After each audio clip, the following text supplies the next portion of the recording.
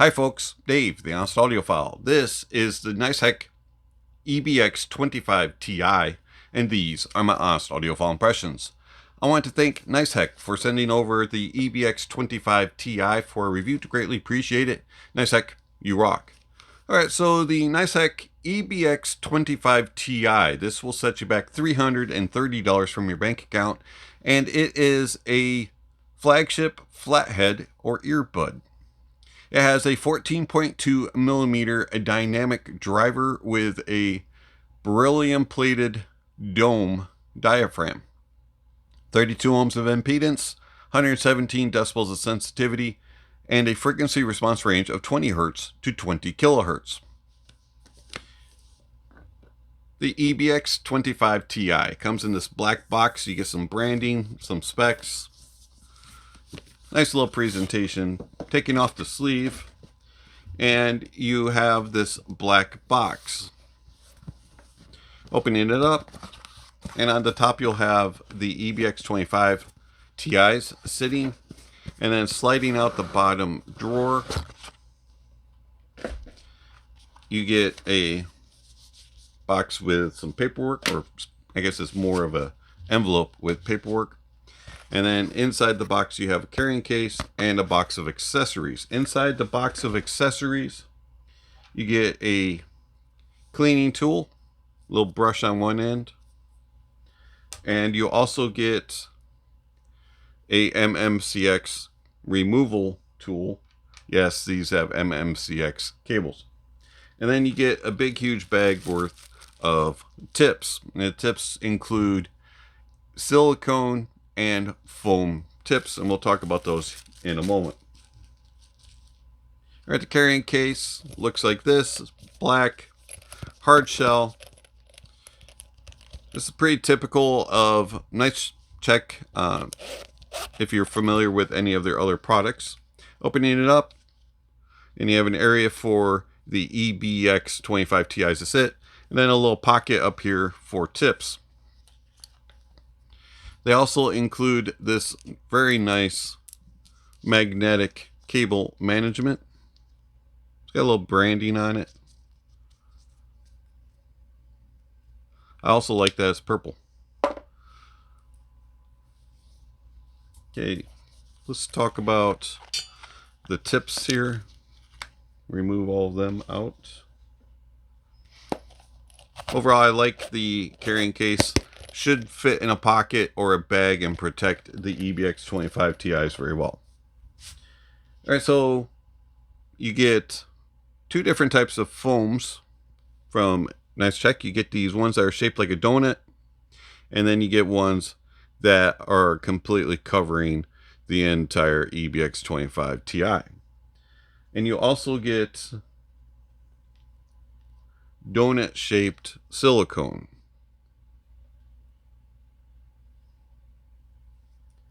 I found that the tips definitely made a difference. The silicones were a little bit more comfortable to wear, and they kind of held in my ear slightly better than the foams, but the foams sounded better as far as the ones that covered the entire EBX25Ti. The donut ones in both foam and silicone were too much to bear for my ears. They had a very aggressive presentation and had way too much upper energy, and so I preferred the all covered foam. Okay, so the EBX25Ti, it looks like this. It does have the NiceHCK terminations here on the bottom. It is a a titanium alloy shell. They do have some heft to them. They are pretty significant in weight, more than the other flatheads that I have experienced. They do feel very durable. You have a little bit of branding along with a letter that indicates which side you connect the cable with. Plus there's a ring that goes around the termination for red for the right side. Overall, they feel very well built. They're just heavy. Cable, you have little rings that tell you left and right, red for right, left, blue for left. From the split to the terminations, it is a little bit on the twisty side. Doesn't stay completely separated. They do twist up a little bit. Cinch really doesn't do anything. And then you have this nice twist going into a rather large 4.4 termination with a little bit of branding. Now you can get this with 3.5 as well. Overall, I like the cable, the build of it. It feels very nice and well built. I just wish that it didn't twist as much right here going down to the split. Let's put some tips on here real quick and then talk about the comfort and isolation of the EBX25Ti. Okay, so we've got some tips on here, and putting them in your ear, you just kind of slip them in there, and they never feel snug. They never feel secure. Even with the silicone tips, I find that they just feel like one stiff tug on the cable or a stiff breeze or a quick jolt of your head and they're going to fly out. They do feel slightly more secure with the silicone tips than the foam tips, but they're not very, very secure. Comfort wise, if every song averages 4 minutes, I can wear them for approximately 3 songs with the foam tips before they start hurting.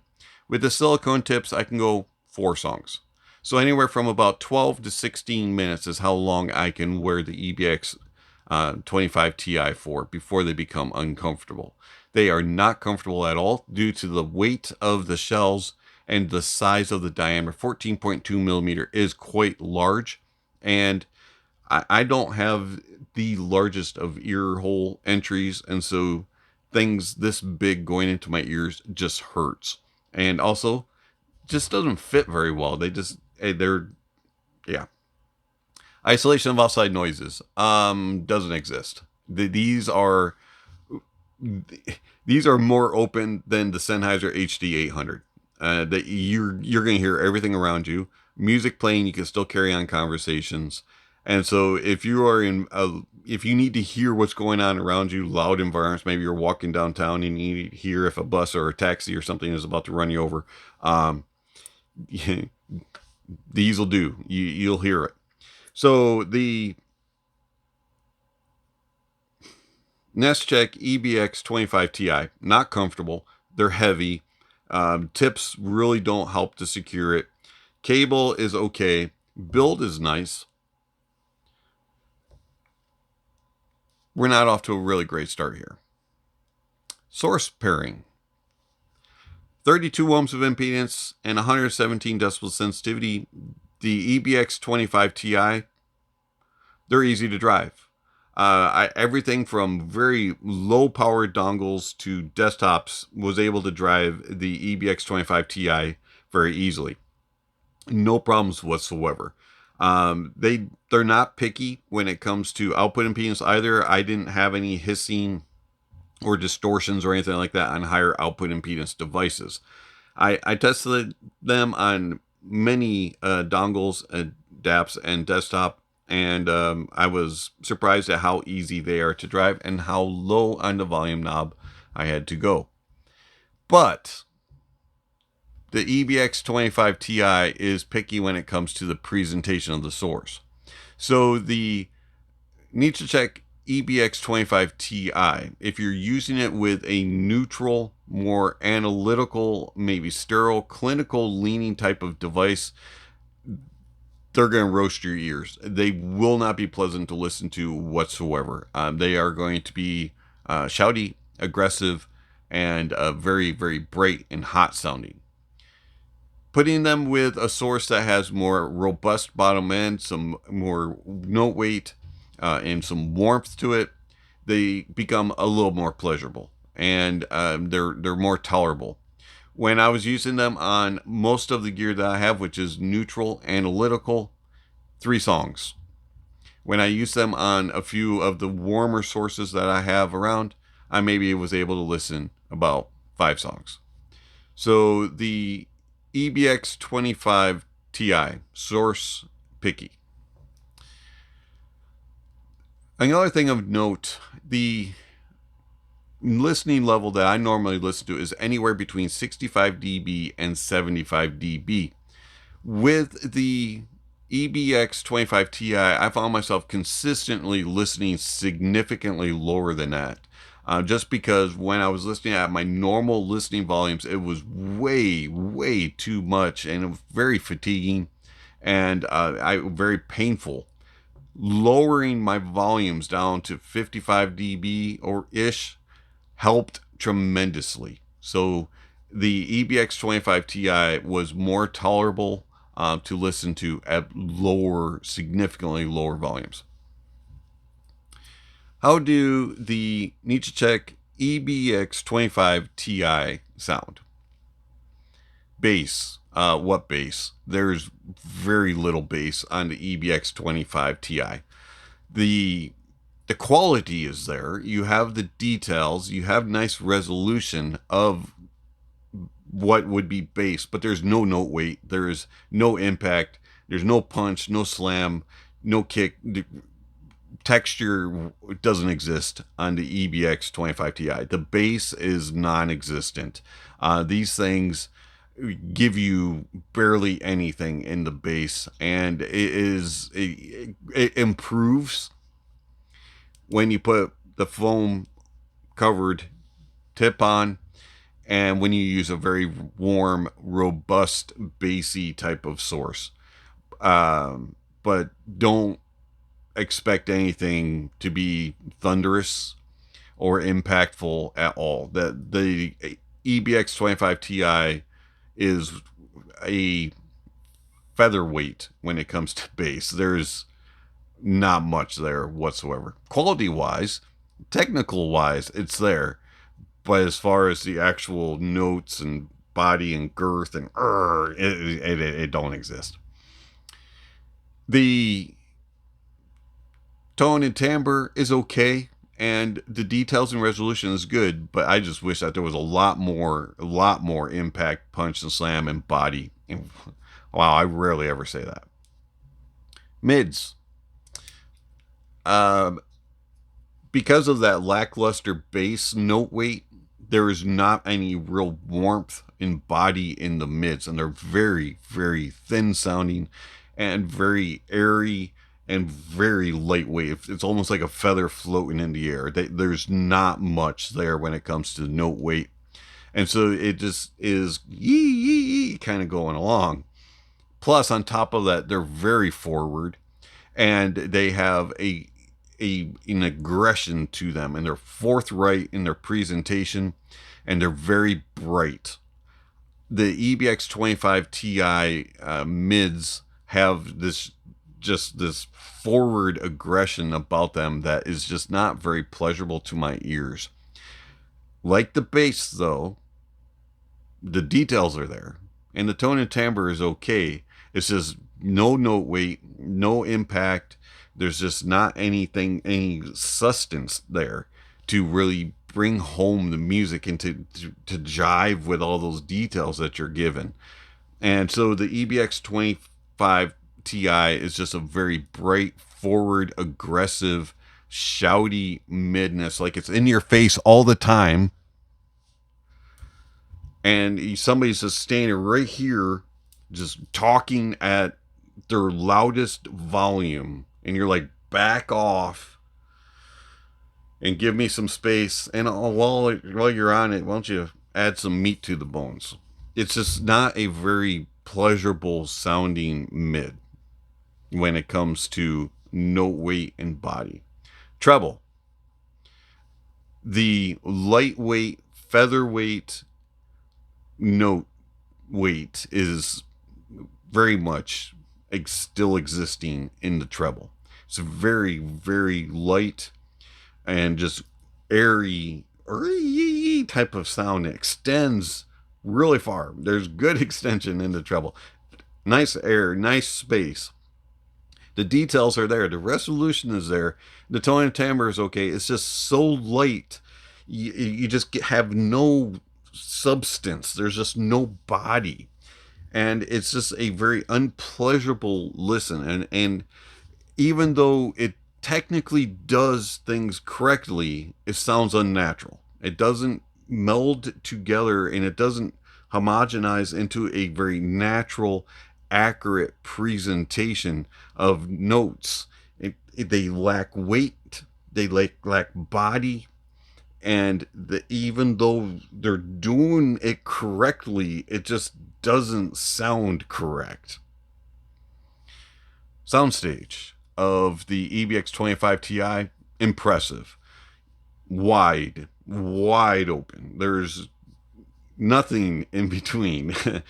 Things have a huge landscape to traverse, and things move across the stage. It actually does very well in its imaging and placement, and you can lock on and follow things around, and you can pinpoint, go, that's there, that entered, that exited.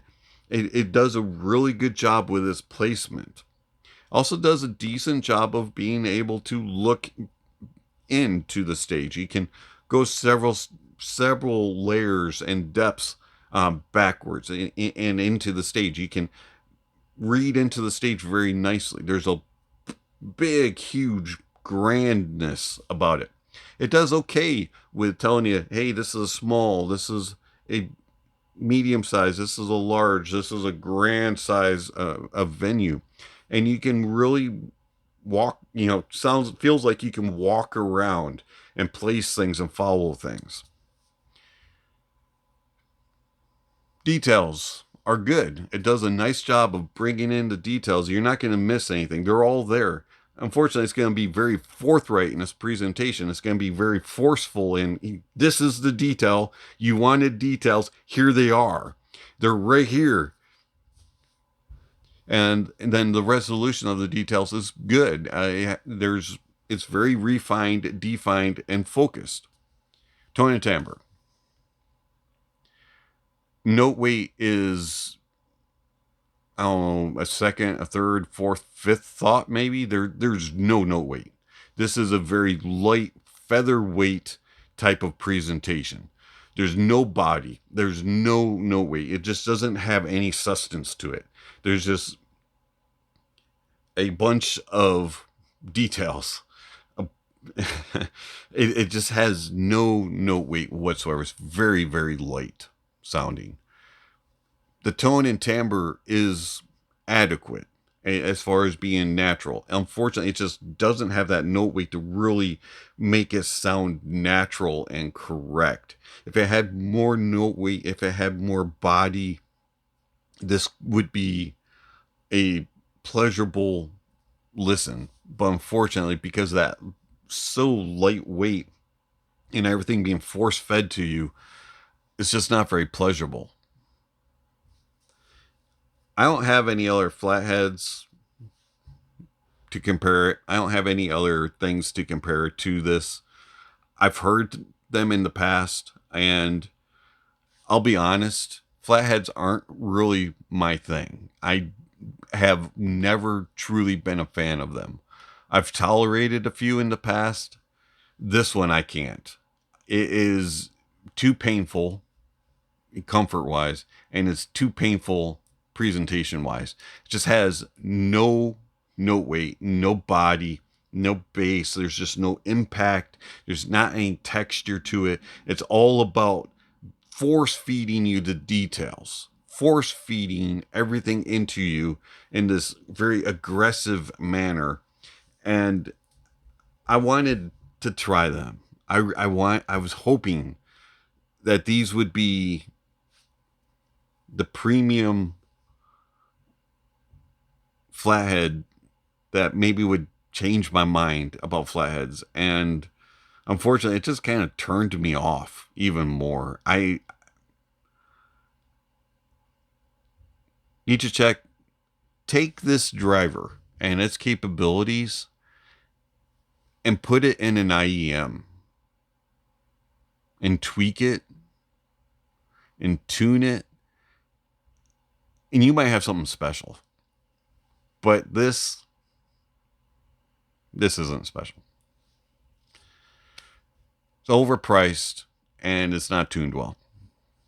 But I do want to throw this out here. It doesn't fit me well.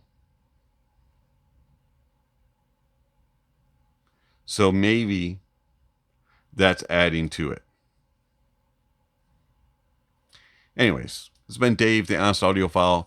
Thank you for watching, and I'll catch you on the next video. Speaking of next video, somewhere on screen, subscription links and notification bells. If you haven't already, please check those off. Don't forget to give a thumbs up or a thumbs down to the video, and check out all the links down below. There's all kinds of information regarding how you can contact channel, follow channel, support channel. Speaking of support and channel, I want to thank my supporters through Patreon, YouTube memberships, and one-time gifts. Thank you very much for all that you give to the channel. There are various ways that you can support the channel. Check out the links down below if you're interested, and it would be greatly appreciated. Also down below, there's all kinds of other information, music recommendations, gear rankings, and all kinds of other stuff listed down below. And lastly, don't forget to enjoy the music, and that honesty is the best policy.